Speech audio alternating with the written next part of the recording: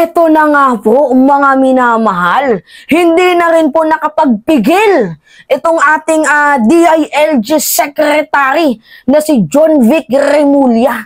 Nagpakita na po ng tapang, nagpakita na po ng pangil laban nga po dito sa mga tarantadong kupal na pulis na nagsagawa ng bloody war on drugs ni former President Duterte. Alam nyo mga minamahal, hanga ako dito kay John Vic Remulla, kahit nagpakita na siya ng pangil, still nirerespeto niya pa din yung ibang mga kapulisan. Bakit? Sabi niya, naniniwala pa din naman ako sa salitang innocent until proven guilty. Which is tama nga naman talaga mga minamahal. Hanggat hindi pa natatapos yung House Squad committee hearing, hindi muna tayo maghuhusga hanggat wala pa po tayo nakukuhang konklusyon. So, hindi po tayo agad-agad mag-judge, which is pinapairal po ng administrasyong ito ang tinatawag na due process. Sa madaling sabi, rule of law. Dinadaan po sila sa paglilitis. Hindi katulad nung panahon ni Gigi Muñoz, 'di ba? Ano yung ginawa ng panahon ni Gigi Muñoz? Pag trip nila, hindi lang imbestiga yung mangyayari sa kanya, bagkus makukulong pang, iba pa nga tinitigi-bumbong. 'Di ba? Mga minamahal, walang direksyon yung administrasyon noon dahil ikaw mapagtripan ka o kulong. Hindi ka lang mapapatahimik, kulong ka pa. 'Di ba samantala ngayon, maswerte ng mga pulis, no?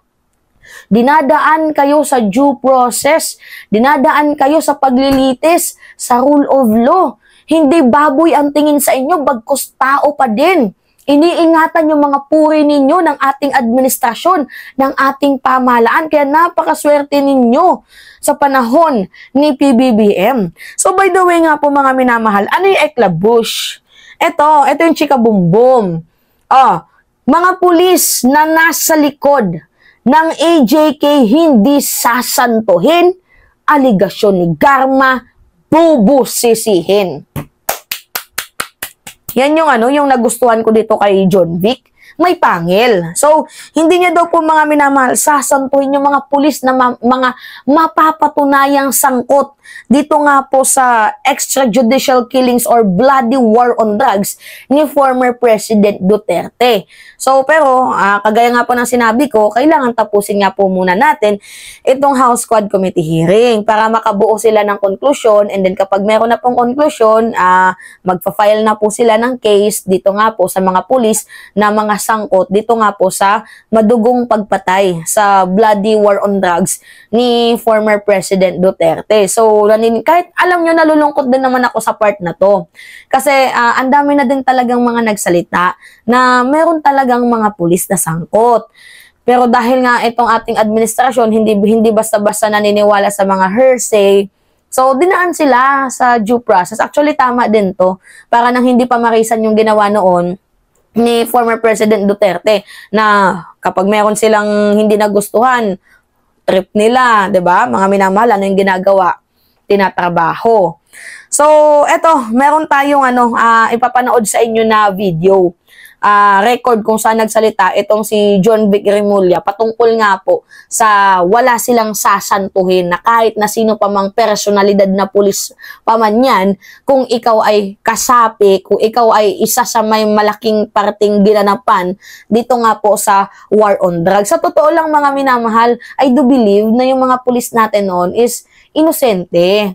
Inosente sila, naniniwala kung mabubuti ang ating mga kapulisan noon. Nang dahil lang sa reward money na yan, sa pera na yan, sinunog ni Digong ang kaluluwa ng ating mga kapulisan. Nang dahil sa reward money na yan, oo, naging kriminal ang mga pulis na inosente. Sino ba naman ang hindi gugustuhin? Kada adik, 20,000. Hindi lang 20, tumataginting pa ng 1,000,000. Depende sa taong adik na matatrabaho ninyo. Ang iba nga mga minamahal, kahit hindi adik, 'di ba, tinatrabaho kasi merong 20,000 per head yan. 'Di ba? Describe po yan according sa mga police report. Anyway, mga minamahal, ito, panoodin natin tong statement ni John Vic Remulla. Wait lang. Linaw din ng kalihim na wala silang sasantuhin sa mga pulis na mapatutunayang sangkot sa EJK.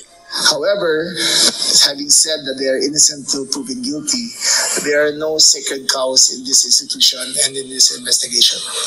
Anyone who is guilty, anyone who is found guilty, anyone will be treated like any other person or treated as such.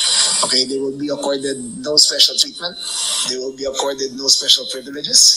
Everyone will face the full consequence of the law and the full powers of the PNP and the institutions of the DILG.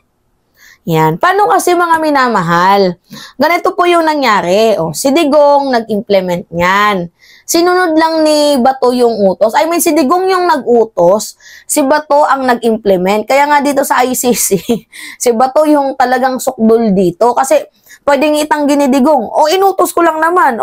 Si Bato yung nagsagawa niyan. Tapos yung mga pulis na kupal, sila yung nag-operate. Sila yung kumilos. Sila yung talagang caught on act na gumawa ng krimen. 'Di ba?